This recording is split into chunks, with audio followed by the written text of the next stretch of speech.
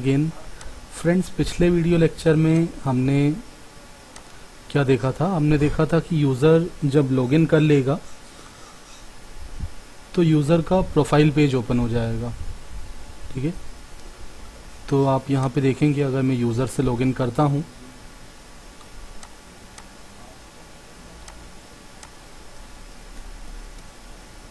तो हमने समझा था कि जो प्रोफाइल पेज है वही क्या है, यूज़र का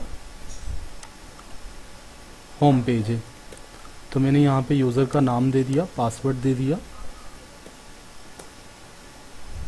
तो आप देखेंगे यहाँ पे क्या आ जाएगा, profile.html, प्रोफाइल आ जाएगा। ठीक है, और ये यूज़र की प्रोफाइल यहाँ पे डिस्प्ले हो जाएगी।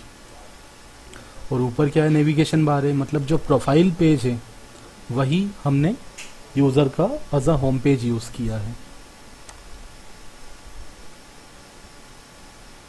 ठीक है, तो ये आप देख रहे हैं profile.html।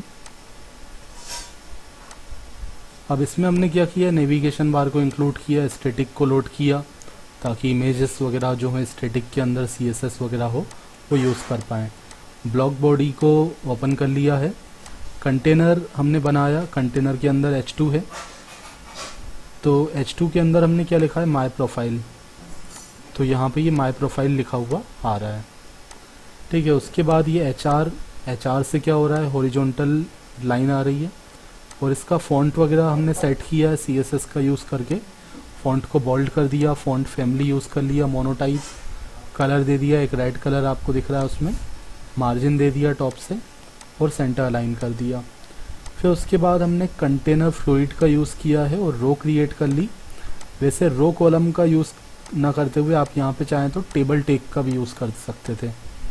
ठीक है, तो रो के अंदर ये कॉलम्स यूज़ कर लिए 6 साइज के। पहले ये फुल नेम हमने लिखा है, तो यहाँ पे ये फुल नेम लिखा हुआ आ रहा है, और ये अब ये फर्स्ट नेम और लास्ट नेम दोनों को कंबाइन करके मैंने यहाँ पे डिस्प्ले किया है, फर्स्ट नेम और लास्ट नेम। ठीक है, उसके बाद आईडी नंबर। तो ये आईडी कार्ड, मतलब जो भी आईडी यूज़र ने दी होगी, आधार आईडी, पासवर्ड जो भी दिया है। और ये PRO क्या है, ये आपको मैं यहाँ दिखाता हूँ views.py के अंदर। तो हमारा जो प्रोफाइल फंक्शन था उसमें हमने ये PRO वेरिएबल के अंदर डेटा रिसीव किया था कस्टमर का। ठीक है, उसको हमने रिटर्न करवाया है। ठीक है, जब पेज को रेंडर करवाया तो उसको भी हमने यहाँ पे दिया है, कंटेक्स्ट इसको कहा जाता है। ठीक है, तो ये इसी जो भी नाम दिया आपने, PRO वगैरह जो भी नाम दिया, उसी के अकॉर्डिंग आप डेटा एक्सेस कर रहे हो। ठीक है, डेटा डिक्शनरी के थ्रू आप एक्सेस कर रहे हो यहाँ पे। ठीक है, इमेज। अब इमेज क्या है, हमने इमेज को यहाँ पे डिस्प्ले कर दिया IMG टैग का यूज़ करके। अब जब इमेज डिस्प्ले करोगे आप, तो ये जो फील्ड का नाम तो इमेज था, जो मॉडल बनाया था उसमें आप देखोगे फील्ड का नाम तो मैंने इमेज रखा होगा, इमेज नाम था। लेकिन यहाँ पे साथ ही साथ जब इमेज आप डिस्प्ले करवाते हो, जब कोई फाइल हम एक्सेस करते हैं तो हम .url भी लगाते हैं। ठीक है, तो हमने यहाँ पे .url भी लिखा है, इमेज का कुछ विड्थ और हाइट दे दिया, तो ये इमेज हमें यहाँ पे डिस्प्ले हो रही है। उसके बाद सिमिलरली ईमेल आईडी को डिस्प्ले कर दिया। ईमेल आईडी में हमने क्या लिखा है, user.username। ठीक है, तो ये यूज़र मॉडल को हमने यहाँ पे यूज़ किया है। ठीक है, हमने एक और मॉडल बनाया था, एक और मॉडल बनाया नहीं था, ये यूज़र मॉडल तो ऑलरेडी होता है। ठीक है, तो यूज़र मॉडल के अंदर हमने यूज़र नेम के अंदर ईमेल आईडी को स्टोर करवाया है, तो वो यहाँ पे हमने एक्सेस करके डिस्प्ले करवा दिया है। बाकी जो डेटा है, जैसे आप यहाँ देखेंगे अगर मॉडल्स के अंदर, तो यहाँ पे आप देखेंगे यूज़र मॉडल को मैंने यूज़ किया है। ठीक है, फिर बाकी जो डेटा है वो तो कस्टमर मॉडल के अंदर रहेगा। तो स्टेटस और यूज़र की कुछ इन्फॉर्मेशन जैसे कि first name, last name, email ID, वो हमने कहाँ रखा है, यूज़र मॉडल के अंदर रखा है। और स्टेटस मॉडल के अंदर यूज़र का स्टेटस मतलब एक्सेप्ट है, रिजेक्ट है। बाकी की इन्फॉर्मेशन इस कस्टमर मॉडल में है। तो ये एज अ फॉरेन की यहाँ पे वर्क कर रहे हैं।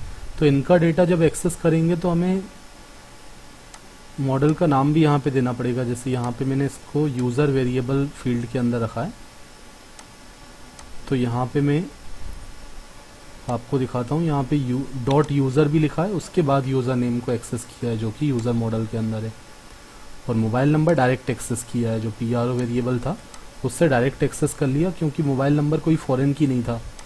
ठीक है, ये कॉन्टेक्ट वो कस्टमर मॉडल के अंदर डायरेक्टली हमने ये फील्ड सेट की थी।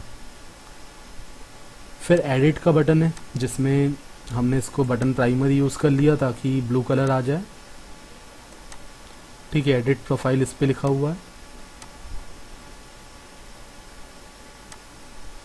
ठीक है, कुछ स्टाइलिंग वगैरह कर दी, विड्थ कितना रखना है, 100% रखना है, या फिर क्लास भी यूज़ कर सकते हो फॉर्म कंट्रोल, तो उससे भी 100% आ जाएगा। ठीक है, अब एडिट प्रोफाइल पे जैसे ही आप क्लिक करोगे तो आपने यहाँ पे URL दिया है edit_profile। ठीक है, तो आप देखोगे जब इस पर क्लिक करेंगे तो यहाँ तो यूज़र बस अपना डेटा देख रहा था, अब एडिट प्रोफाइल पे क्लिक करेगा तो वो यहाँ पे एडिट कर सकता है। तो ये हम देख लेते हैं, हमने यहाँ पे URLs में एडिट प्रोफाइल दिया हुआ है। ठीक है, और यहाँ पे फंक्शन कौन सा कॉल किया है, edit_profile, जो कि कहाँ पे होगा, views.py के अंदर। तो views.py के अंदर ये आप देख रहे हैं edit_profile फंक्शन है। ठीक है, तो इसमें हमने क्या किया है, जिस यूज़र ने रिक्वेस्ट की है, मतलब जिसने लॉगिन किया है उसके थ्रू इस पेज की रिक्वेस्ट आ रही है, तो उसी का हमने ID गेट किया और उसी का डेटा एक्सेस किया। और अब हम क्या करेंगे, इसमें फॉर्म फिल करेंगे। ये पूरा फॉर्म फिल करोगे आप, फिल क्या ऑलरेडी फिल्ड आ रहा है, लेकिन आप चेंज भी कर सकते हो, यहाँ पे हम चेंज भी कर सकते हैं नाम नंबर जो भी। ठीक है, तो एक तरीके से फॉर्म फिल करेंगे, हम अपडेट करेंगे, और नहीं फिल करते हैं जो ऑलरेडी है तो वो चीज़ें चेंज नहीं होंगी। तो इसका पेज में दिखाता हूँ, ये edit_profile फाइल है, इसमें भी नेविगेशन बार को इंक्लूड किया है, ब्लॉक बॉडी बनाया है, कंटेनर के अंदर लिख दिया एडिट प्रोफाइल, तो वैसा ही डिज़ाइन है, बस यहाँ पे टेक्स्ट फील्ड्स दिए हुए हैं। एडिट प्रोफाइल लिखा हुआ आ रहा है H2 के अंदर, फिर कंटेनर फ्लूइड का यूज़ किया है, और अब हमने क्या किया, फॉर्म बनाया है। ठीक है, ये फॉर्म है, फॉर्म के अंदर ये सारे कंट्रोल्स हैं, टेक्स्ट फील्ड्स हैं, फाइल फील्ड है। ठीक है, तो फॉर्म का मेथड यूज़ कर लिया पोस्ट, और जब भी फाइल आप अपलोड करवाते हो ना, तो मल्टी पार्ट फॉर्म डेटा आपको ज़रूर लिखना है इनक्रिप्शन टाइप में। और फॉर्म में CSRF टोकन तो आप लगाते हो, क्रॉस साइट रिक्वेस्ट फोर्जरी इसको बोलते हैं हम। फिर फर्स्ट नेम अब यहाँ पे आप देख रहे हो, ये जो टेक्स्ट बॉक्स है फर्स्ट नेम जहाँ पे दिख रहा है आपको, तो इसमें वैल्यू में हमने ये नाम सेट कर दिया है, और ये नाम यूज़र मॉडल से आ रहा है। ठीक है, कस्टमर मॉडल में यूज़र मॉडल को एज अ फॉरेन की हमने यूज़ किया है। ठीक है, तो यूज़र.फर्स्ट नेम लिखा हुआ है, और उसके बाद लास्ट नेम। तो ये वैल्यू में हमने ऑलरेडी वैल्यू सेट कर दी है यूज़र की, फिर बाद में वो चेंज भी कर सकता है वहाँ पे। तो ये वैल्यू ऑलरेडी फिल्ड आ रही है, यहाँ पे जिसने लॉगिन किया है उसकी वैल्यू आ रही है, यूज़र इसको चेंज भी कर सकता है। ठीक है, तो इसको हमने ऑलरेडी फिल करवा दिया है, और इनको जिसको आपको अपडेट नहीं करवाना है तो उसको आप क्या रख दोगे, रीड ओनली रख दोगे। जैसे मैं चाहता हूँ ईमेल आईडी चेंज ना हो पाए, तो वो तो क्या है, उसका यूनिक है, उसी से तो वो लॉगिन कर रहा है, तो उसको मैं चाहता हूँ रीड ओनली कर दूँ, तो ईमेल आईडी चेंज नहीं हो पाएगा। इसको मैं अपडेट करना चाहूँ तो नहीं कर पाऊँगा। इसका कलर भी आप देख रहे हो डिसेबल आ रहा है। ये ID नंबर डिस्प्ले कर दिया, कॉन्टेक्ट नंबर, इमेज। अब इमेज के लिए हमने क्या बनाया, एक फाइल फील्ड बनाया है, input type equal to file दे दिया ताकि यूज़र यहाँ से इमेज को सेलेक्ट कर पाए, और उसके साइड में हमने क्या दे दिया, इमेज को डिस्प्ले कर दिया। ठीक है, अब इमेज को इस बॉक्स में तो मैं डिस्प्ले नहीं करूँगा, तो साइड में डिस्प्ले कर दिया। तो हमने यहाँ पे IMG टैग का यूज़ करके image.url लिखा, इमेज को डिस्प्ले कर दिया, और इमेज अगर चेंज करना है तो यूज़र इमेज को सिलेक्ट करेगा।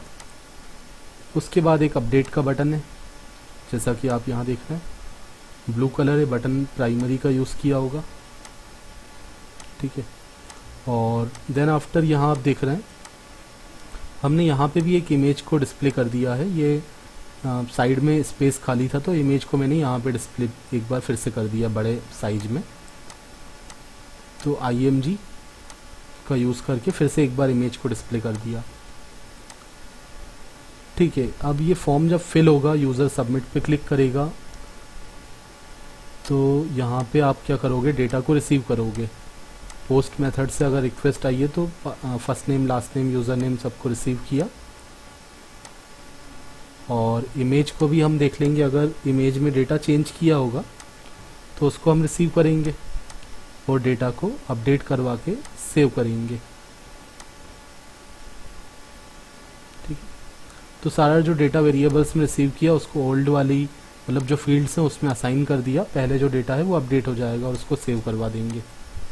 सेव करने के बाद हमने कहाँ रेंडर करवाया, एडिट प्रोफाइल, मतलब उसी पेज पे रेंडर करवाया है, उसी पेज पे रेंडर होगा। लेकिन यहाँ पे आप देखो एक कंडीशन लगी हुई है, यहाँ पे हमने क्या लगाया है, इफ़ एरर। ठीक है, मतलब एरर यहाँ पे एक वेरिएबल बनाया था हमने views.py के अंदर। आप देखोगे एरर वेरिएबल है जिसमें शुरू में फॉल्स है। अब अगर प्रोफाइल अपडेट हो जाता है तो हमने एरर के अंदर क्या रख दिया है, ट्रू रख दिया है। डेटा सेव हो जाता है अपडेट होके तो उसको हमने ट्रू कर दिया है। तो जो भी एरर में होगा वो हमें मिलेगा और उसको हमने यहाँ पे देखा। अब ट्रू फॉल्स के लिए तो हम यहाँ पे कुछ लिखने की आगे ज़रूरत नहीं है। इफ़ एरर से आप लिख दोगे, मतलब ट्रू पार्ट को आप चेक कर रहे हो। तो आपने दिखा दिया अगर एरर की वैल्यू ट्रू है तो अपडेटेड सक्सेसफुली का मैसेज आएगा। और आपने यहाँ पे URL दे दिया प्रोफाइल में, मतलब प्रोफाइल पेज ओपन हो जाएगा वापस, होम पेज। ठीक है, अभी क्या है, URL एडिट प्रोफाइल। अब मैं कुछ चेंज करके जब यहाँ पे अपडेट करूँगा तो आप देखोगे ये मैसेज आएगा अपडेट सक्सेसफुली। और कहाँ आ जाओगे आप, प्रोफाइल पे आ जाओगे। ठीक है, देन आफ्टर हम ये सारे पेजेस देखेंगे आगे व्यू सर्विस का। ठीक है, इस कोड को हमें समझना है। ठीक है, तो ये कोड मैं आपको बताऊंगा नेक्स्ट वीडियो लेक्चर में। तब तक के लिए bye bye, thank you so much.